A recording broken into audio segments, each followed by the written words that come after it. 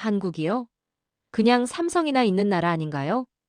영국 BBC에서 도시를 분석하던 34살 여성 전문가 엘리 노어는 죽기 전 서울을 다시 보고 싶다는 88세 데모의 부탁에 마지못해 한국행 비행기에 오릅니다. 보고서용 방문이라 생각했던 그녀는 청계천에 도착한 순간 인생이 뒤집히는 경험을 하게 되죠. 갑작스러운 응급 상황으로 고가의 연구 장비와 휠체어에 앉은 데모를 혼자 남겨둔 채 자리를 비운 사이 10분 뒤 그녀의 눈앞에 펼쳐진 믿을 수 없는 장면. 도시 전문가였던 그녀가 이곳은 도시가 아니라 사람의 기적이라며 눈물을 흘린 이유, 전 세계가 놀란 청계천의 진짜 이야기를 지금 공개합니다. 그 전에 구독과 좋아요 버튼을 눌러주시면 영상 제작에 큰 힘이 됩니다. 그리고 댓글에 한국 최고라고 남겨주세요.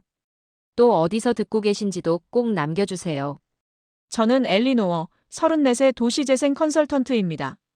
국제도시포럼 보고서 작성을 위해 서울행 비행기에 올랐죠. 창밖으로 보이는 도시는 예상 그대로였습니다.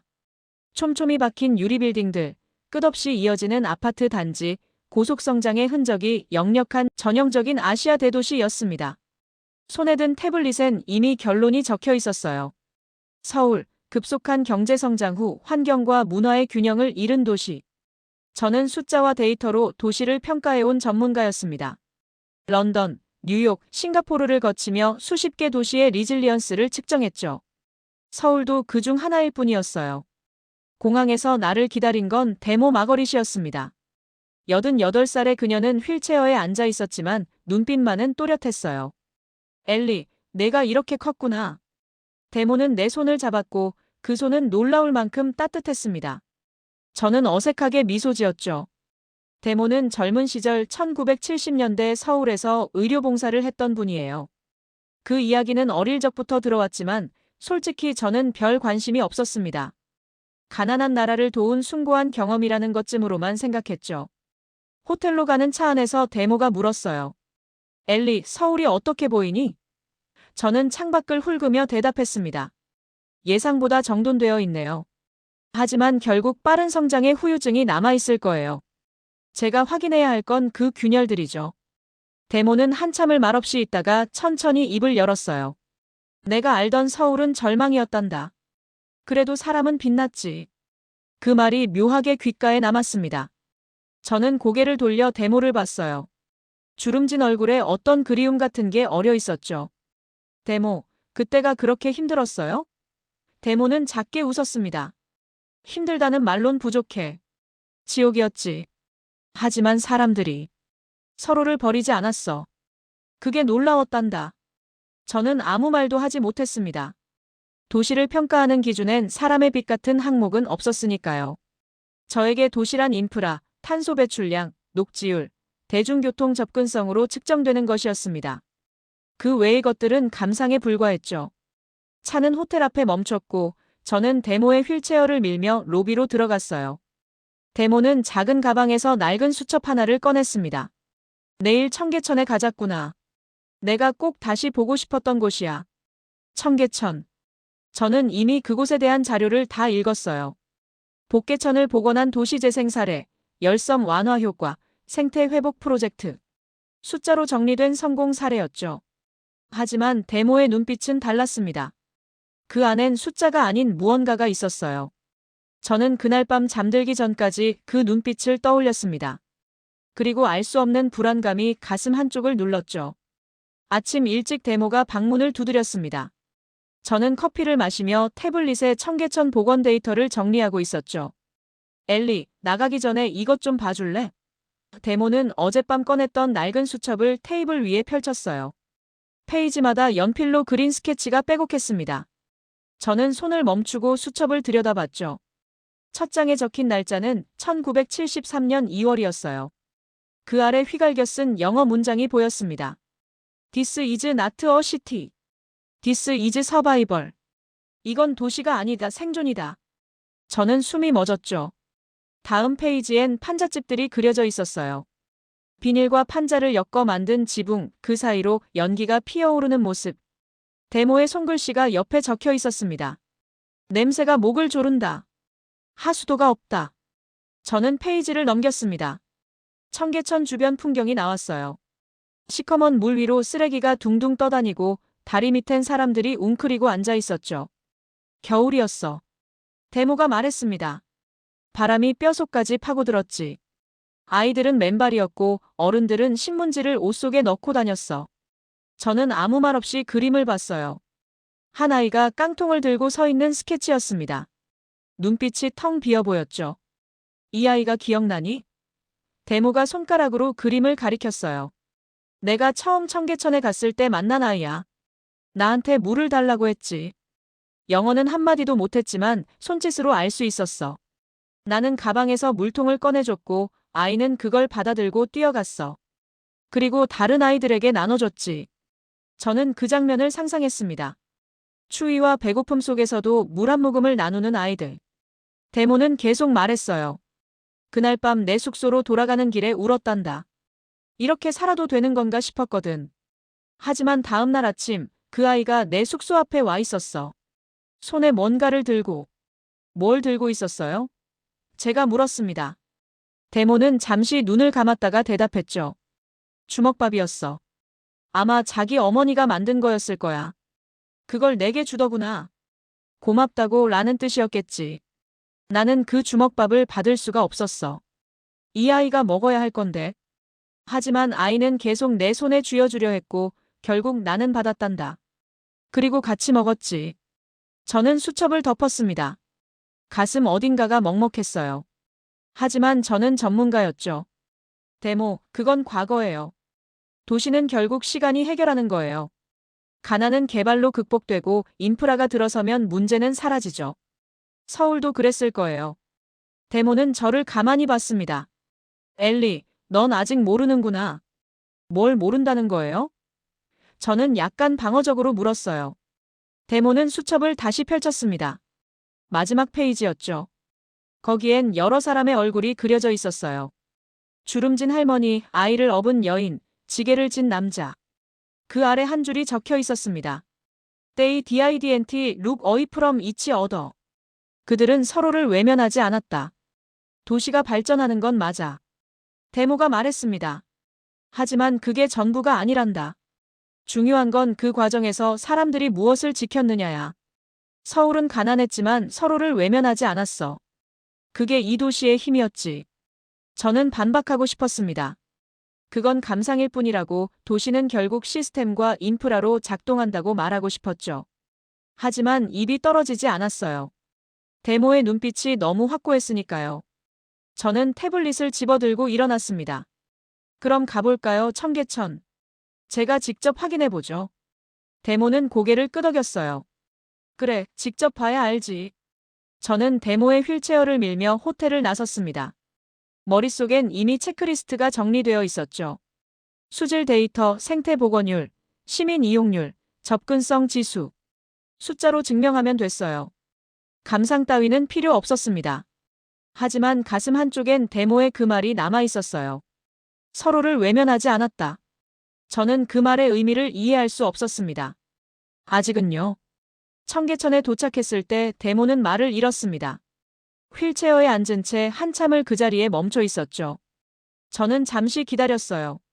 대모의 어깨가 미세하게 떨리고 있었습니다. 대모? 제가 조심스럽게 불렀을 때 대모는 고개를 저었어요. 그리고 눈물을 닦았죠. 미안하구나. 그냥 믿기지가 않아서. 저는 대모가 흘리는 눈물을 보며 잠시 당황했습니다. 하지만 곧 시선을 돌렸어요. 감정에 휩쓸릴 시간은 없었죠. 저는 태블릿을 켜고 청계천 복원 프로젝트 데이터를 불러왔습니다. 수질 개선율 68%, 도심 온도 하강 평균 3.6도, 생태종 다양성 지수 2.8배 증가. 숫자는 완벽했어요.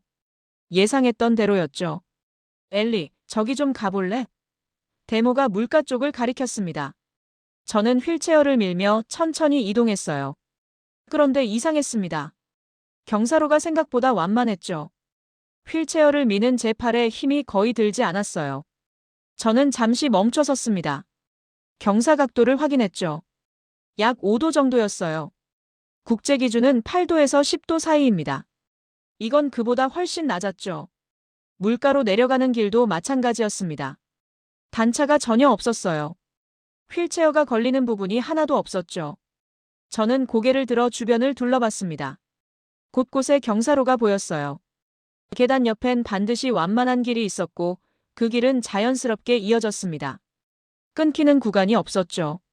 이상하네요. 제가 중얼거렸을 때 데모가 물었어요. 뭐가? 저는 태블릿을 들여다보며 대답했습니다. 접근성 설계 기준이요. 이건 기준을 훨씬 넘어섰어요. 법적으로 요구되는 것보다 훨씬 더 세밀해요. 저는 계속 걸었습니다. 아니, 휠체어를 밀었죠. 그리고 발견했어요. 벤치의 높이도 달랐습니다. 일반 벤치보다 약간 낮았죠.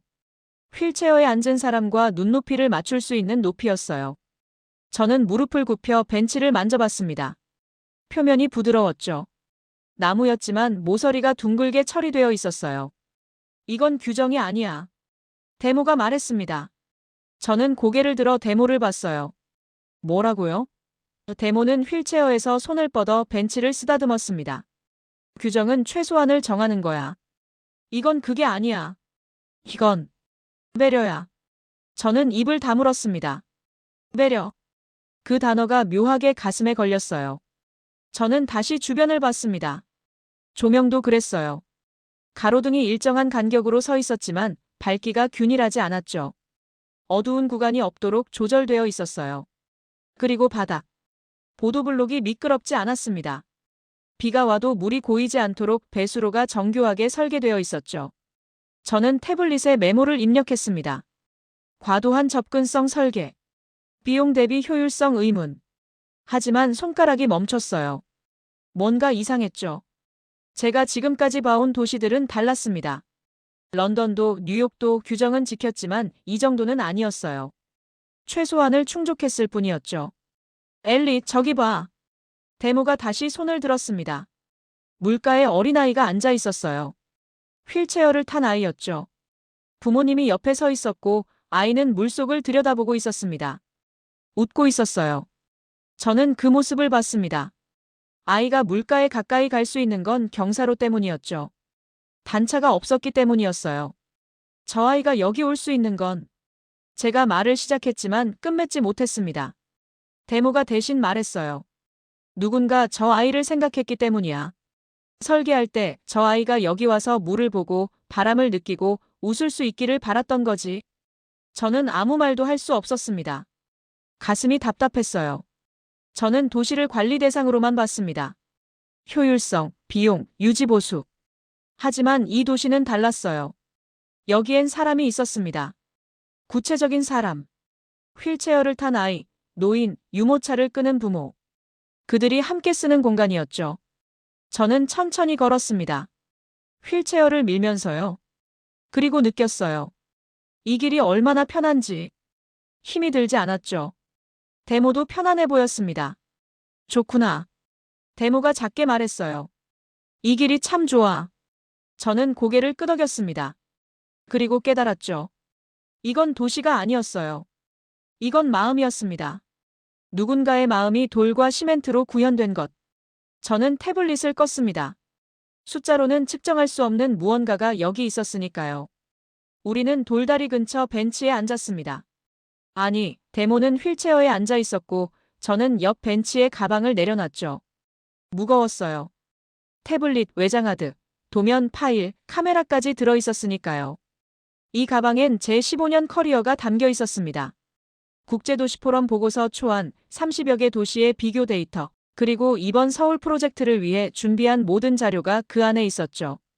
물 좀 마실래? 제가 데모에게 물었을 때 데모는 고개를 끄덕였어요. 저는 가방에서 물통을 꺼냈습니다. 데모에게 건네주려는 순간 데모의 얼굴이 일그러졌어요. 데모? 데모는 가슴을 움켜쥐었습니다. 숨소리가 거칠어졌죠. 숨이 가빠. 저는 얼어붙었습니다. 심장이 쿵 내려앉았어요. 데모, 괜찮아요? 약은요? 약 가지고 계세요? 데모는 고개를 저었습니다. 말을 잇지 못했죠. 그저 가슴만 계속 쓸어내렸어요. 저는 주변을 둘러봤습니다. 사람들이 있었지만 누구에게 도움을 청해야 할지 몰랐어요. 언어도 통하지 않았고요. 약국. 약국을 찾아야 해. 저는 일어섰습니다. 손이 떨렸어요. 데모의 얼굴이 점점 창백해지고 있었죠. 데모, 제가 금방 올게요. 여기 있어요. 움직이지 마세요. 저는 뛰기 시작했습니다. 어디로 가야 할지도 모르면서요. 그때였어요. 벤치에 둔 가방이 떠올랐습니다. 저는 뒤를 돌아봤죠. 가방이 그대로 벤치 위에 놓여 있었어요. 태블릿, 외장하드, 모든 게 그 안에. 저는 멈칫했습니다. 돌아가서 가방을 챙겨야 할까? 하지만 데모는 숨을 헐떡이고 있었어요. 시간이 없었죠. 머릿속이 하얗게 변했습니다. 뉴욕이었다면? 런던이었다면? 가방을 그냥 두고 갈 수 있었을까요? 절대 아니었죠. 5분만 자리를 비워도 사라질 게 뻔했어요. 그런데 지금 저는 그 가방을 두고 달려가고 있었습니다. 낯선 나라, 낯선 도시 한복판에서요. 약국, 어디 약국? 저는 지나가는 사람을 붙잡고 물었습니다. 영어였죠. 상대는 고개를 저었어요. 알아듣지 못했습니다. 저는 다시 뛰었어요. 가슴이 터질 것 같았죠. 데모가 쓰러지면 어떡하지? 88살이에요. 심장이 멈추면? 제 손에서? 그리고 가방. 그 생각이 계속 파고들었습니다. 15년 동안 쌓아온 데이터가 사라지면? 보고서를 완성하지 못하면? 국제도시 포럼에서 발표할 수 없으면? 제 커리어는 끝이에요. 추천서도 다음 프로젝트도 아무것도 없어요. 저는 모퉁이를 돌았습니다. 그리고 봤죠. 초록색 십자가 표시. 약국이었어요. 저는 문을 박차고 들어갔습니다. 헬프. 마이 그랜드머더, 시 캔트 브리드. 약사는 저를 봤어요. 그리고 뭔가를 물었지만 한국어였습니다. 저는 가슴을 가리키며 몸짓을 했죠. 숨 쉬는 신용을 했어요. 약사는 고개를 끄덕이고 뭔가를 꺼냈습니다. 하지만 충분하지 않았어요. 제가 필요한 건 약이 아니었죠. 데모를 여기까지 데려올 수도 없었고요. 컴, 플리즈 컴. 저는 약사의 손을 잡아 끌었습니다. 약사는 당황한 표정을 지었지만 따라왔어요. 응급 가방을 들고요. 우리는 뛰었습니다. 다시 청계천으로요. 제 머릿속엔 두 가지 생각이 맴돌았어요. 데모가 무사하기를, 그리고 가방이 그대로 있기를. 저는 제 자신이 역겨웠습니다. 사람 목숨과 물건을 같은 선상에 놓고 있다니. 하지만 멈출 수 없었어요. 그 두려움은 현실이었으니까요. 벤치가 보였습니다. 데모가 보였어요. 그리고 가방도. 저는 숨을 헐떡이며 데모에게 달려갔습니다. 데모. 데모는 여전히 가슴을 쥐고 있었지만 조금 나아 보였어요. 옆에 누군가 서 있었죠. 한국 사람이었습니다. 데모의 등을 쓸어주고 있었어요. 약사가 다가와 데모를 살폈습니다. 약을 꺼내 물과 함께 건넸죠. 데모는 천천히 삼켰어요. 호흡이 조금씩 안정됐습니다. 저는 주저앉았어요. 다리에 힘이 풀렸죠. 그리고 봤습니다. 벤치 위 가방을. 그대로 있었어요. 아무도 건드리지 않았습니다. 저는 가방을 끌어안았습니다. 그리고 울컥했죠. 안도감 때문이었을까요? 아니면 부끄러움 때문이었을까요? 저는 몰랐어요. 그저 가방을 꼭 안고 있었습니다. 제 전부가 담긴 이 가방을. 낯선 도시 한복판, 낯선 사람들 사이에 무방비로 두고 온 이 가방을요. 데모는 천천히 숨을 고르고 있었습니다. 약사와 그 한국 사람은 조용히 지켜보고 있었죠. 저는 고개를 들지 못했어요. 제가 무엇을 선택했는지, 그리고 그 선택이 어떻게 지켜졌는지 알았으니까요.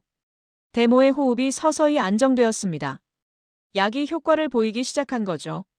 저는 여전히 가방을 무릎에 올려놓은 채 앉아 있었어요. 손이 떨렸습니다. 약사는 데모의 맥박을 재고 있었고 옆에 서 있던 한국 사람은 어디론가 뛰어갔죠. 저는 그 모습을 멍하니 봤습니다. 잠시 후 그 사람이 돌아왔어요. 손에 뭔가를 들고 있었죠. 종이컵이었습니다. 김이 모락모락 피어오르고 있었어요. 그는 조심스럽게 데모에게 건넸습니다. 따뜻한 물이었죠. 데모는 두 손으로 컵을 받았어요. 그리고 한 모금 마셨습니다. 생크유. 데모가 작게 말했을 때 그 사람은 고개를 끄덕였어요. 그때 또 다른 사람이 다가왔습니다. 중년 여성이었죠. 손에 핸드폰을 들고 있었어요. 화면을 데모에게 보여줬습니다. 번역 앱이었어요. 한글이 영어로 바뀌고 있었죠. Are you okay? Do you need hospital? 괜찮으세요? 병원이 필요하세요? 데모는 고개를 저었습니다. I'm okay now. Thank you so much. 저도 고맙습니다. 라고 말하려 했지만 목이 메었어요. 그 여성은 다시 핸드폰에 뭔가를 입력했습니다. 화면에 영어가 떴죠.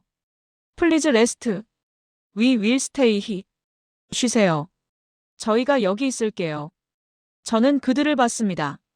약사, 처음 데모를 도왔던 남자, 번역 앱을 든 여성. 모두 낯선 사람들이었어요. 그런데 떠나지 않고 있었죠. 데모 곁에서요. 저는 가슴이 뜨거워지는 걸 느꼈습니다. 감사합니다. 정말 감사합니다. 제가 한국어로 더듬거리며 말했을 때 그들은 웃었어요. 여성이 다시 핸드폰을 들었습니다. 저에게 뭔가를 물었죠. 화면엔 이렇게 적혀 있었어요. Is she from England? 영국에서 오셨나요? 저는 고개를 끄덕였습니다. 네, 오래전에 여기서 일하셨어요. 1970년대예요. 여성은 그 말을 듣고 눈을 크게 떴습니다. 뭔가를 한국어로 중얼거렸죠. 그리고 데모를 다시 봤어요. 다른 시선이었습니다. 여성은 핸드폰에 뭔가를 길게 입력했어요. 시간이 걸렸습니다. 저는 기다렸죠. 그리고 화면에 나타난 문장을 봤을 때 숨이 멎었습니다. 제 어머니가 말씀하셨어요. 한국이 매우 가난했을 때 온 외국 의료진들에 대해서요. 아무도 돕지 않을 때 우리를 도왔다고요. 우리나라를 도우러 와주셔서 감사합니다. 우리는 기억합니다. 저는 그 문장을 읽고 또 읽었습니다. 데모도 화면을 보고 있었어요. 눈가가 붉어졌죠. 여성은 데모의 손을 잡았습니다. 꽉 쥐었어요. 데모도 그 손을 잡았습니다. 두 사람은 말없이 서로를 봤죠. 저는 뒤로 물러나 앉았습니다. 벤치예요. 가방이 옆에 있었죠. 저는 가방을 내려다봤습니다. 15년간 쌓아온 데이터, 30여 개 도시의 분석, 제 커리어의 전부. 10분 넘게 이 자리에 방치됐던 가방. 그런데 그대로 있었어요. 주변을 둘러봤습니다. 사람들이 오가고 있었죠. 학생들, 회사원들, 관광객들. 누구든 이 가방을 가져갈 수 있었어요. 열려있는 지퍼 사이로 태블릿이 보였으니까요. 고가의 장비였죠. 하지만 아무도 건드리지 않았습니다. 저는 가방을 열었습니다. 태블릿을 꺼냈어요. 외장하드도요. 카메라도요. 전부 그대로였습니다. 하나도 빠지지 않았죠. 저는 그것들을 다시 집어넣었습니다. 손이 떨렸어요. 왜 떨리는지 몰랐습니다. 안도감 때문일까요? 아니면 부끄러움 때문일까요?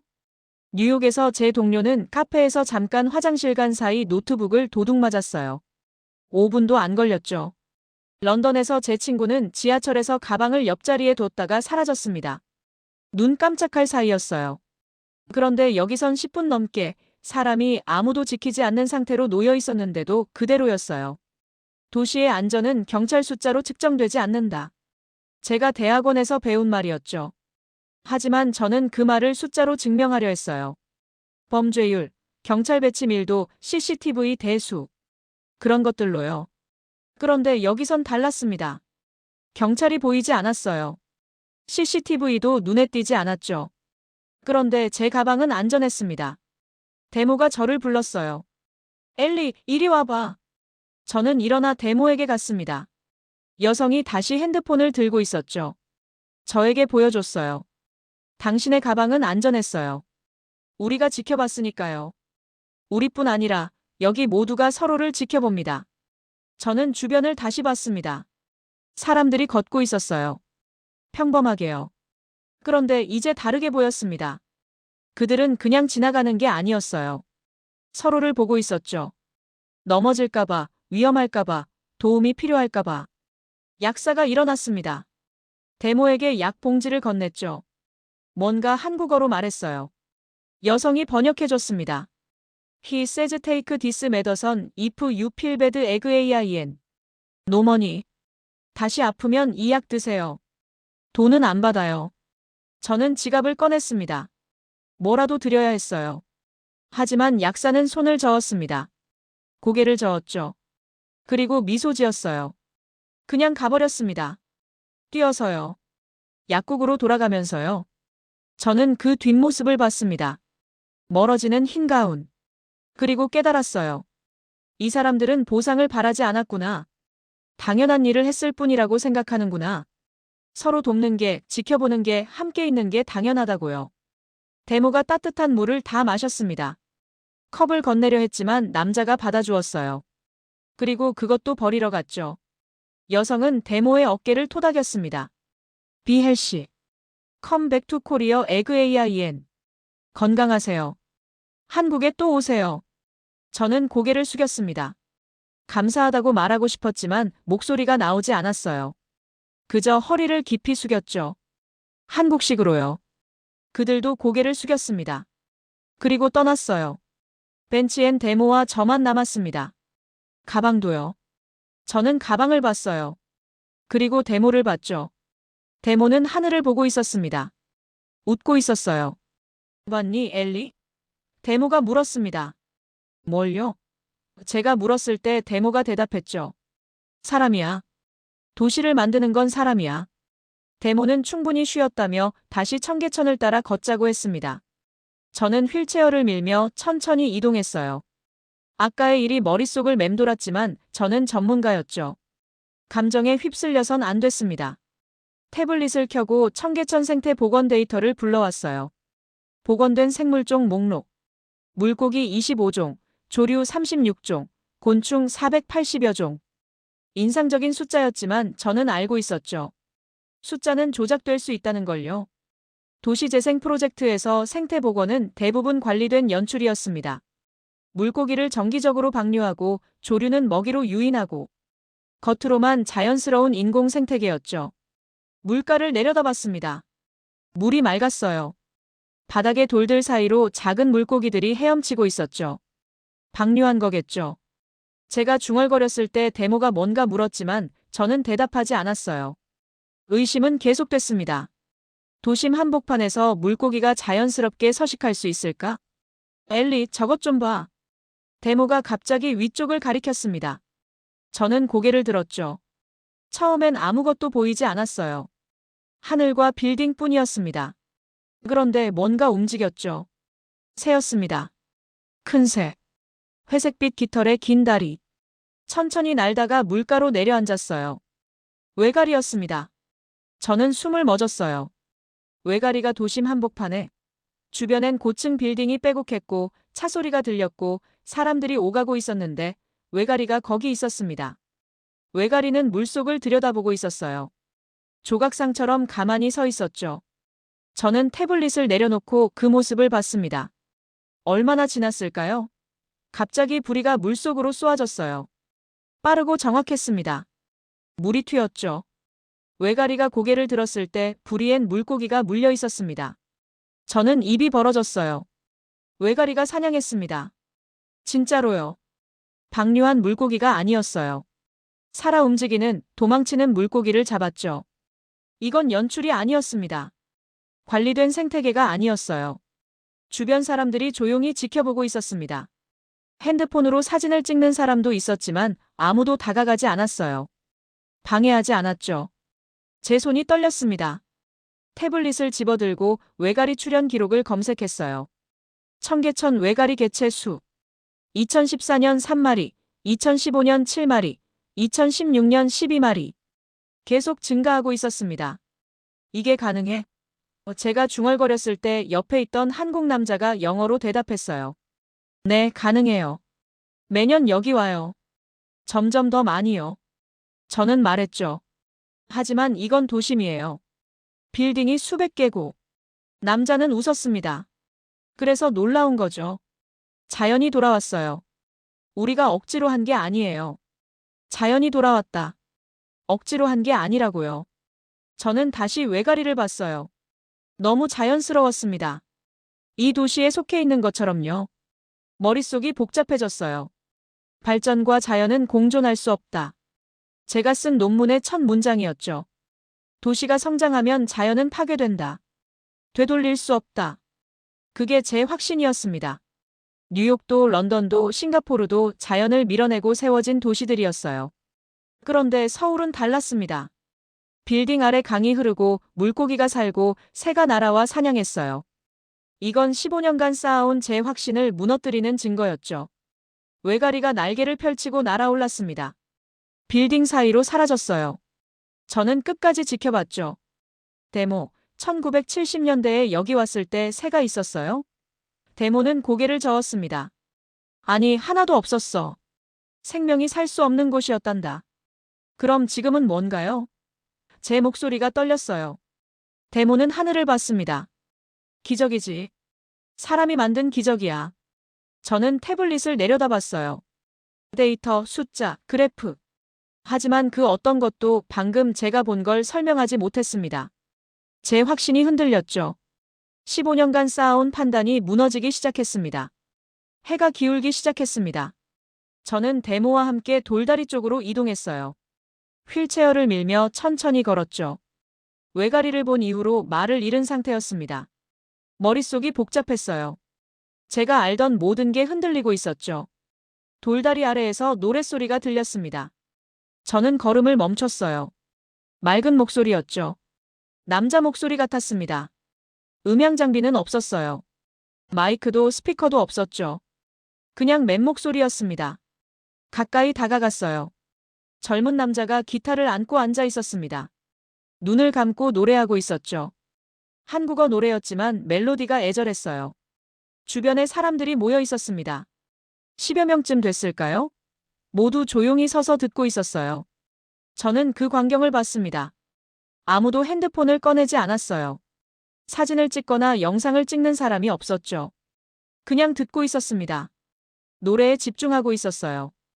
어떤 할머니는 눈을 감고 고개를 끄덕이고 있었고 젊은 여성은 가만히 미소 짓고 있었습니다. 노래가 끝났습니다. 남자가 눈을 떴어요. 사람들이 박수를 쳤죠. 크지 않은 박수였습니다. 조용했지만 따뜻했어요. 그리고 한 사람씩 다가가기 시작했습니다. 한 남자가 캔 커피를 건넸어요. 남자는 받았습니다. 고개를 숙였죠. 다음 사람은 음료수를 건넸습니다. 할머니는 손수건을 꺼내 남자의 이마를 닦아줬어요. 젊은 여성은 빵 한 개를 내밀었죠. 저는 그 장면을 너클 잃고 봤습니다. 돈이 오가지 않았어요. 아무도 지갑을 꺼내지 않았죠. 대신 자기가 가진 것을 나눴습니다. 음료, 빵, 미소. 남자는 하나하나 받으며 고개를 숙였어요. 눈가가 붉어졌습니다. 런던이었다면. 제가 작게 중얼거렸을 때 데모가 물었어요. 뭐라고? 저는 고개를 저었습니다. 아니에요. 하지만 머릿속으론 계속 생각했죠. 런던이었다면 동전이 오갔을 거예요. 뉴욕이었다면 신용카드 단말기가 놓여 있었겠죠. 그게 정상이었습니다. 공연엔 대가가 따르는 거니까요. 하지만 여기선 달랐어요. 소비가 아니었습니다. 교환도 아니었죠. 그냥 나눔이었어요. 노래를 들었으니 뭔가 주고 싶다는 그 마음을 표현하는 방식이었습니다. 저는 가방에서 태블릿을 꺼냈습니다. 화면을 켰죠. 보고서 파일이 열렸어요. 서울 도시재생 프로젝트 평가. 저는 첫 페이지를 읽었습니다. 서울은 급속한 경제성장으로 인한 환경 파괴와 문화 상실을 겪은 전형적인. 손가락이 멈췄어요. 틀렸습니다. 전부 틀렸어요. 저는 스크롤을 내렸죠. 접근성 지수 72.3, 녹지율 48.6%, 대중교통 만족도. 숫자들이 가득했습니다. 그래프도 표도 있었죠. 하지만 그 어디에도 지금 제가 본 것은 없었어요. 가방을 지켜준 사람들. 따뜻한 물을 건넨 손. 번역 앱으로 감사를 전한 여성. 외가리가 물고기를 잡던 순간. 노래를 듣고 빵을 나눈 이 장면. 어떤 숫자로도 측정할 수 없는 것들이었습니다. 저는 손가락을 들었어요. 삭제 버튼 위에 올려놨죠. 잠시 망설였습니다. 15년 커리어의 결과물이었어요. 30여 개 도시를 분석한 방법론이었죠. 하지만 저는 눌렀습니다. 전체 선택, 삭제. 문장들이 사라졌어요. 하나씩, 페이지씩 전부. 빈 화면만 남았습니다. 저는 숨을 들이쉬었어요. 가슴이 뛰었죠. 두려웠지만 동시에 자유로웠습니다. 엘리? 데모가 조심스럽게 불렀어요. 저는 데모를 봤습니다. 데모 말이 맞았어요. 제가 말했죠. 도시를 만드는 건 사람이에요. 숫자가 아니라 사람. 시스템이 아니라 마음. 저는 그걸 몰랐어요. 데모는 제 손을 잡았습니다. 따뜻했어요. 이제 알았으면 됐단다. 저는 다시 돌다리 아래를 봤습니다. 남자가 또 노래를 시작했어요. 사람들이 다시 모이고 있었죠. 조용히 자연스럽게. 이게 도시였습니다. 완성된 도시. 숫자로 평가할 수 없는 하지만 분명히 살아 숨쉬는 도시였어요. 런던으로 돌아온 건 일주일 후였습니다. 데모는 서울에서 이틀을 더 머물고 싶다고 했어요. 저도 그랬죠. 청계천을 다시 걸었고 외가리를 또 받고 돌다리 아래 노래를 들었습니다. 매일 뭔가 새로운 걸 발견했어요. 벤치에 앉은 노인이 나눠주는 사탕, 길을 물으면 직접 데려다주는 시민들, 비가 오면 우산을 내미는 손들. 숫자로 측정할 수 없는 것들이었죠. 공항에서 데모와 헤어질 때 데모가 말했습니다. 잘 전해주렴, 엘리. 저는 고개를 끄덕였어요. 네, 데모. 제대로 전할게요. 데모는 미소 지었죠. 그래서 내가 죽기 전에 다시 오고 싶었단다. 지옥이 천국이 되는 걸 보고 싶었어. 비행기 안에서 저는 새로운 보고서를 썼습니다. 숫자는 거의 없었어요. 대신 이야기가 있었죠. 가방을 지켜준 사람들, 따뜻한 물을 건넨 손, 외가리가 사냥하던 순간, 노래와 빵을 나눈 장면. 도시가 어떻게 살아 숨쉬는지에 대한 이야기였습니다. 국제도시 포럼은 한 달 후 열렸습니다. 생중계였어요. 전 세계 50여 개국 도시재생 전문가들이 참석했죠. 저는 무대에 섰습니다. 손에 든 태블릿엔 새로 쓴 보고서가 있었어요. 심장이 뛰었습니다. 15년간 쌓아온 방법론을 부정하는 내용이었으니까요. 서울에 대해 말씀드리겠습니다. 제가 입을 열었을 때 청중이 집중했어요. 저는 서울을 평가하기 위해 갔습니다. 숫자로, 데이터로, 객관적 지표로 측정하려 했죠.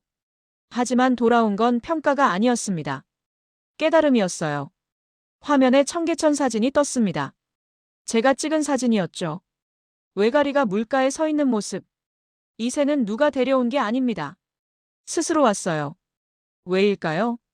이 도시가 살만한 곳이 됐기 때문입니다.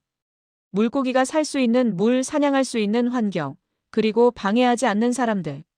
다음 사진으로 넘어갔습니다. 벤치에 놓인 제 가방. 이 가방엔 제 15년 커리어가 담겨 있었습니다. 저는 응급 상황에서 이걸 방치했어요. 10분 넘게요. 뉴욕이었다면, 런던이었다면 사라졌을 겁니다. 하지만 서울에선 그대로 있었죠. 왜일까요? 저는 잠시 말을 멈췄습니다. 청중을 봤어요. 모두 저를 보고 있었습니다. 도시의 안전은 CCTV 숫자로 측정되지 않습니다. 경찰 배치 밀도로도요. 그건 신뢰로 측정됩니다. 시민들이 서로를 얼마나 돌보는가로요. 다음 사진. 휠체어를 탄 아이가 물가에서 웃고 있는 모습. 서울의 접근성 설계는 법적 기준을 넘어섭니다. 왜일까요? 규정을 지키기 위해서가 아니라 사람을 생각했기 때문입니다. 휠체어를 탄 아이가, 노인이, 유모차를 끄는 부모가 이곳에 올 수 있게요. 제 목소리가 떨렸습니다. 저는 서울에서 깨달았습니다. 도시재생은 건물을 짓는 게 아니에요. 신뢰를 회복하는 겁니다.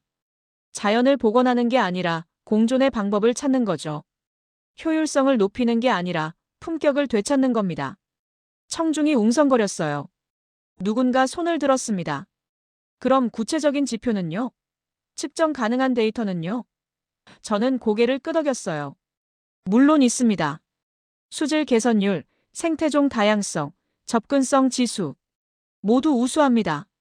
하지만 그게 전부가 아니에요. 숫자 뒤에 사람이 있습니다. 데이터 뒤에 마음이 있어요. 화면이 바뀌었습니다. 마지막 사진. 돌다리 아래에서 노래하는 남자와 조용히 듣는 사람들. 이 사람들은 돈을 주고받지 않았습니다. 음료를, 빵을, 미소를 나눴어요. 이게 도시의 완성입니다. GDP가 아니라 시민의 태도. 인프라가 아니라 문화. 성장이 아니라 성숙이죠. 저는 청중을 똑바로 봤습니다. 서울은 회복력을 콘크리트가 아니라 사람에게서 찾았습니다. 1970년대 지옥이었던 이 도시는 지금 미래의 교과서가 됐어요. 발전과 자연이 공존할 수 있다는 것, 성장과 배려가 함께 갈 수 있다는 것, 효율성과 품격이 충돌하지 않는다는 것을 증명했습니다. 박수가 터져나왔습니다. 작게 시작했지만 점점 커졌어요. 일어서는 사람들도 있었죠. 저는 허리를 숙였습니다. 한국식으로요. 무대를 내려왔을 때 핸드폰이 울렸습니다. 데모였어요. 영상통화였죠. 봤니? 데모가 물었습니다. 저는 웃었어요. 네, 데모. 제대로 전했어요. 데모는 눈가를 닦았습니다. 고맙구나, 엘리. 내가 본 것을 내가 세상에 전해줘서. 데모. 제가 말했습니다. 데모가 옳았어요. 도시를 만드는 건 사람이에요. 그리고 서울은 그걸 증명했죠. 가난했지만 서로를 외면하지 않았던 그 사람들이 지금도 여전히 서로를 돌보고 있어요. 데모는 미소 지었습니다. 그래서 내가 다시 가고 싶단다. 한 번만 더. 죽기 전에. 전화를 끊고 저는 창밖을 봤습니다. 런던의 하늘이 보였어요. 익숙한 풍경이었죠. 하지만 이제 다르게 보였습니다. 여기도 바뀔 수 있을까? 서울처럼 사람을 중심에 둔 도시로. 저는 태블릿을 켰습니다. 새로운 프로젝트 파일을 만들었어요. 제목은 사람이 만드는 도시 마이너스 서울에서 배운 것들이었습니다. 첫 문장을 썼죠. 도시의 위대함은 높이가 아니라 깊이로 측정된다. 여러분은 언제 도시가 따뜻하다고 느끼셨나요? 숫자로 측정할 수 없지만 분명히 존재하는 그 온기를요. 서울에서 저는 배웠습니다. 진짜 선진국은 건물이 높은 곳이 아니라 사람의 품격이 높은 곳이라는 걸요. 이 이야기가 마음에 닿으셨다면 여러분의 도시에서도 작은 변화를 시작해보세요. 그리고 이 영상이 도움이 되셨다면 구독과 좋아요 부탁드립니다. 함께 더 나은 도시를 만들어가요.